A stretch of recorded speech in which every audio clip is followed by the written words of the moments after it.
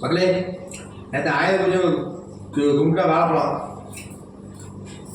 நல்லா இருக்கு. இது வந்து காய் அது பழுத்துருக்கு, அது நல்லா இருக்கு. இந்த பழமாக வாங்குறவங்க சுத்தமாக நல்லா இல்லை மக்களே. அது ஒரு மாதிரி சப்புன்னு இருக்கும். சா இந்த வாழைப்பழம் சாப்பிட்டாச்சு. அதுக்கப்புறம் பாருங்க இந்த தோலை என்ன பண்ணுற பாருங்க, அப்படியே குப்பை ரீதி பண்ணி போட்டுருவோம். அவ்வளோதான் மனுஷன் வாழ்க்கை.